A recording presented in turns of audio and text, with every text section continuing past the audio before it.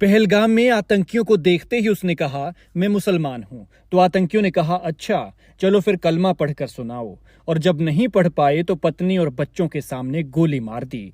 उसका सीना छलनी कर दिया, माथे के बीचों बीच शूट किया। पहलगाम आतंकी हमले में कोलकाता के पाटुली वैष्णव घाटा के रहने वाले 36 साल के बितान अधिकारी की भी जान चली गई। अपनी जान बचाने के लिए बितान ने खुद को आतंकियों से झूठ बोला और अब इस सारी क्रूरता पर से उनकी पत्नी ने पर्दा उठाया है। धर्म पूछने पर बितान ने आतंकियों से कहा था कि वो मुसलमान है। इसके बाद आतंकियों ने उनको कलमा पढ़ने के लिए कहा, लेकिन जब कलमा नहीं पढ़ पाए तो आतंकियों ने गोली मार दी और पत्नी और बेटे को छोड़ दिया। अमेरिका के फ्लोरिडा में काम करने वाले आईटी पेशेवर बितान इसी महीने छुट्टियों पर घर आए थे और अपनी पत्नी सोहिनी और बेटे के साथ कश्मीर घूमने गए थे, लेकिन उन्हें क्या पता था कि वहां उनकी मौत बैठी है। जम्मू कश्मीर के पहलगाम में मंगलवार को आतंकवादियों ने 26 लोगों की हत्या कर दी। इन 26 लोगों में बंगाल के 3 लोग शामिल हैं और इन 3 में बितान अधिकारी हैं। बितान के पड़ोसियों के मुताबिक वे 16 अप्रैल को कश्मीर गए थे और 24 अप्रैल को वापस कोलकाता लौटने वाले थे, लेकिन उससे ठीक 2 दिन पहले आतंकियों की क्रूरता का शिकार हो गए।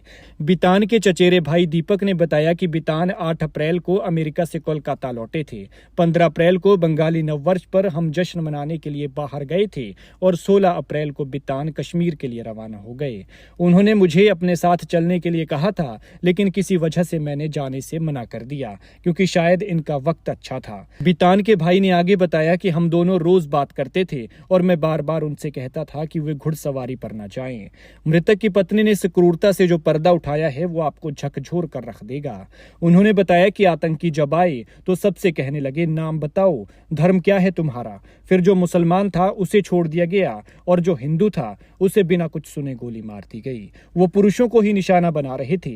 कुछ लोगों की पैंट भी उतरवाई गई क्योंकि वो धार्मिक पहचान करना चाहते थे और जब कंफर्म हो जाता तो गोली मार देते। पति की मौत के बाद जब कुछ पत्नियां चीख चीख कर कहने लगी कि हमारे पति को तो मार दिया, अब हमें भी गोली मार दो, तो इस पर आतंकी कहने लगे, नहीं, तुम्हें छोड़ रहे हैं, तुम ये सब जाकर मोदी को बता देना। वहीं डॉक्टर्स की जिस टीम ने आतंकियों की गोलियों का शिकार हुए लोगों के शवों को देखा तो शवों की हालत देखकर वो भी हैरान रह गए। उनका कहना था कि ज्यादातर लोग अर्धनग्न थे, किसी की पैंट उतरी थी तो किसी की जिप खुली हुई थी। डॉक्टर्स का कहना है कि इन लोगों के साथ ऐसी क्रूरता की गई थी कि ऐसी तो औरंगजेब भी नहीं करता था। ये आतंकी तो औरंगजेब से भी ज्यादा क्रूर थे।